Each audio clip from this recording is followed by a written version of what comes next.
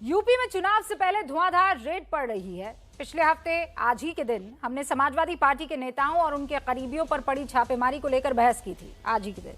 और आज जिक्र समाजवादी पार्टी के अध्यक्ष अखिलेश यादव के गढ़ कन्नौज में जीएसटी इंटेलिजेंस की छापेमारी का। पिछले 5 दिनों से जीएसटी इंटेलिजेंस की टीम कन्नौज और कानपुर में इत्र कारोबारी पीयूष जैन के ठिकानों पर छापेमारी कर रही है।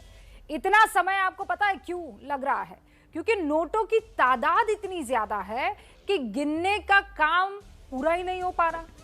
5-5 नोट काउंटिंग मशीनों के साथ जीएसटी इंटेलिजेंस, साथ में बैंक के कर्मचारी पीयूष जैन से मिले नोटों की गिनती कर रहे हैं।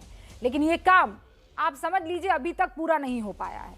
और हैरानी की बात यह है कि जिस पीयूष जैन की कंपनी का टर्नओवर महज केवल सिर्फ ओनली 5 करोड़ रुपए है, उसके पास नकद 257 करोड़ रुपए आ जाते हैं। क्या ये नोट किसी और के हैं? क्या इस नोट का इस्तेमाल यूपी के चुनाव में होने वाला था? क्या पीयूष जैन का कोई राजनीतिक कनेक्शन है? आज इसी पर हुंकार के रेड को लेकर सवालों के जवाब अब तक मिल क्यों नहीं पा रहे हैं। पहले आप इस रिपोर्ट को देखिए, फिर सारे खास मेहमानों से आपका परिचय है।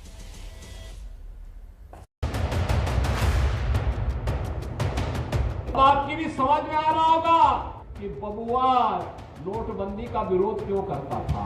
भारतीय जनता पार्टी आपकी नोटबंदी की जो पॉलिसी थी वो फेल है। ये वो समाजवाद है जो परिवारवाद से शुरू होकर परिवारवाद में खत्म होता है। और ये कार्रवाइयाँ राजनीतिक दृष्टि से ही हैं। कन्नौज से लेकर कानपुर तक इत्र कारोबारी पीयूष जैन के खिलाफ जीएसटी इंटेलिजेंस की कार्रवाई लगातार 5वें दिन चल रही है। रकम इतनी ज्यादा है कि जीएसटी इंटेलिजेंस के पसीने छूट रहे हैं। बरामद नोटों को गिनने के लिए जीएसटी इंटेलिजेंस के 15 कर्मचारियों के अलावा स्टेट बैंक ऑफ इंडिया के 5 कर्मचारियों को बुलाना पड़ा।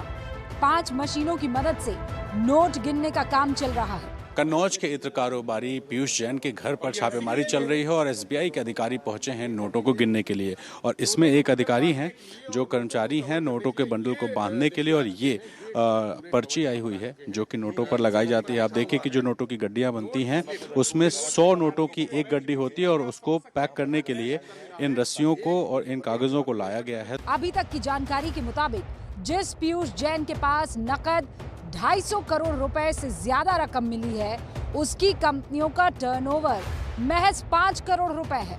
लेकिन बावजूद इसके अभी तक इस मामले में इनकम टैक्स विभाग ने जांच शुरू नहीं की है। इनकम टैक्स की जांच में देरी को लेकर सवाल उठ रहे हैं। उधर मुख्यमंत्री योगी आदित्यनाथ ने आज प्रतापगढ़ की रैली में छापे को लेकर अखिलेश यादव पर सवाल उठाए।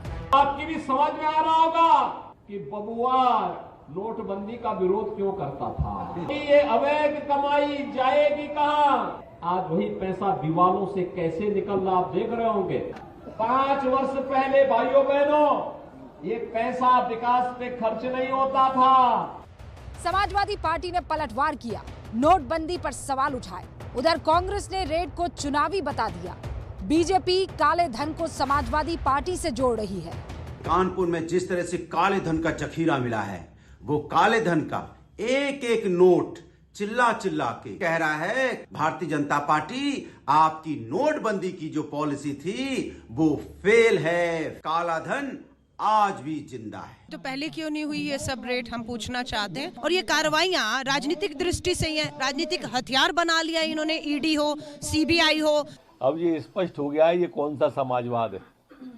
ये वो समाजवाद है जो परिवारवाद से शुरू होकर परिवारवाद में खत्म होता है और जनता की गाढ़ी कमाई का खून चूस करके इत्र बनाई जाती है। जीएसटी इंटेलिजेंस के सोर्सेज हमें ये बता रहे हैं कि पीयूष जैन ने दावा किया है पूछताछ के दौरान कि सारा पैसा उसका नहीं है। उसने जांच अधिकारियों को अलग अलग कहानियां बताई है जिन पर जीएसटी इंटेलिजेंस को शक है।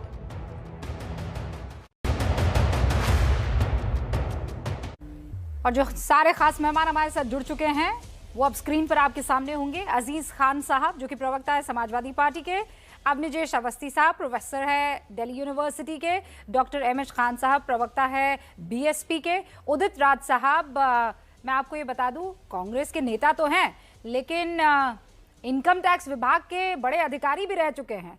तो आज ये डबल रोल में हमारे साथ जो हैं वो चर्चा में शामिल होंगे। प्रीति पांडे जी भी हमारे साथ जुड़ चुकी है, जो कि राजनीतिक विश्लेषक है। सबसे पहले अजीज खान साहब, शुरुआत आपसे।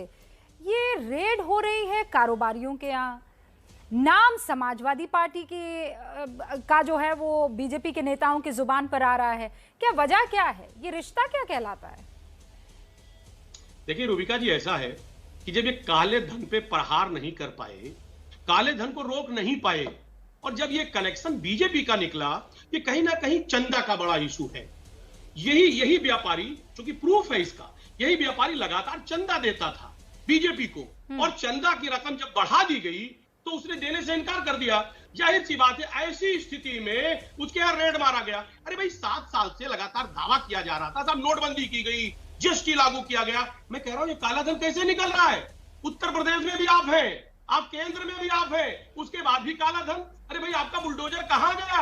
आप तो कह रहे थे कि काला धन पे हम बुलडोजर चलाएंगे, लेकिन यूपी में भ्रष्टाचार और काला बाजारी का जो डबल इंजन की सरकार है, इसी वजह से आज उत्तर प्रदेश में महंगाई बढ़ गई है, क्योंकि इनके अपने लोगों ने काला बाजारी कर रखा है और काला धन छिपा कर रखा है। मैं जानना चाह रहा हूं, तो इन्हीं के लोगों ने अगर काला धन छिपा कर रखा था, तो ये अभी इनके ऊपर मलाई तो नहीं लगाई जा रही है, मखमल के नीचे तो नहीं छिपाया जा रहा है, ये तो जग जाहिर हो रहा है। तो इन्हीं का पैसा था, तो फिर ये रेट कैसे पड़ रही है? मुझे ये समझाइए आप। देखिए रूबिका जी, 2 बातें मैंने कही। हमने कहा इन्होंने चंदा मांगा, और चंदा जब बढ़ाया तो चंदा देने से मना कर दिया। उसका जीता जागता एग्जाम्पल ये है कि 19 और 20 में जो चंदा आया, 1 मिनट थोड़ा मौका दें, इलेक्ट्रॉल बॉन्ड से, वो आया 2,500 करोड़ रुपए। लेकिन 2018 और 19 में जो चंदा आया था बीजेपी के पास, तो 1,450 करोड़ रुपए आया था। सवाल इस बात का है, 76% चंदा बढ़ा, कैसे बढ़ा? मैं जानना चाह रहा हूं। तो अगर 76% चंदा बढ़ा, तो फिर तो चंदा इन भाई साहब ने भी दिया होगा, है ना? कम दिया चंदा। मैं सिर्फ बेसिक और लॉजिक लगा रही हूँ। आप कह रहे हो चंदा नहीं दिया इसीलिए रेट पड़ी, मैं कह रही हूँ, और फिर आप कह रहे हैं कि नहीं, चंदे में इतना प्रतिशत का इजाफा हो गया, तो मतलब ज्यादा लोगों ने चंदा दिया होगा। तो ये भाई साहब जिनके यहाँ रेट पड़ रही है, इन्होंने भी चंदा दिया होगा, तो फिर रेट क्यों पड़ रही है? देखिए, मैंने आपसे कहा ना भाई, ये तो बीजेपी बताया ना, उत्तर प्रदेश में भी वही है, केंद्र में भी वही है। अब इसमें समाजवादी पार्टी को अननेसेसरी घसीट रहे, कह रहे साहब प्रीति जी, ये गलत बात है। आप समाजवादी पार्टी को क्यों घसीट रहे हैं? भाई हाँ, इत्र उन्होंने लॉन्च किया, लेकिन वो कोई इत्र, ये वाला इत्र थोड़ी था। दोनों की खुशबू अलग थी, दोनों की महक अलग थी। दुर्गंध तो ये फैला रहे हैं।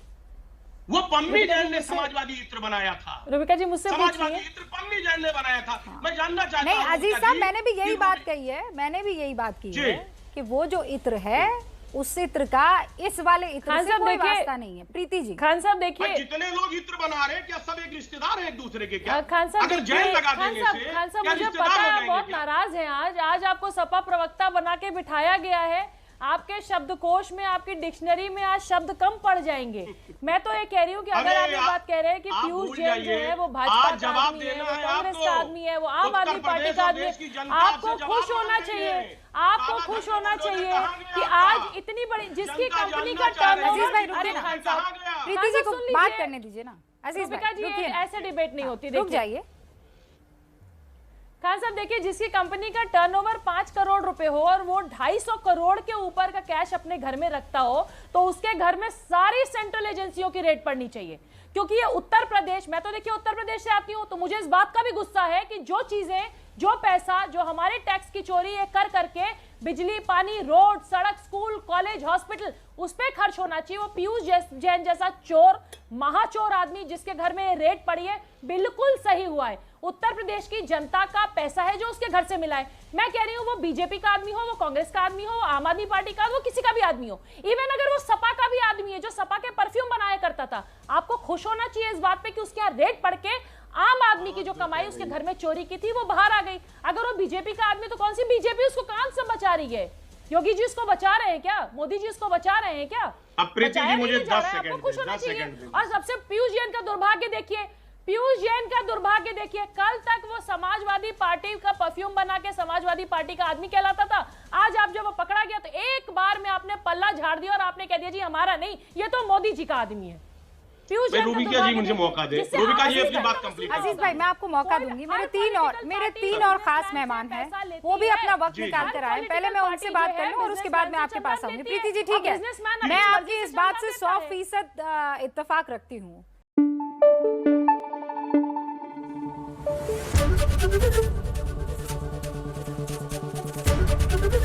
एबीपी न्यूज आपको रखे आगे।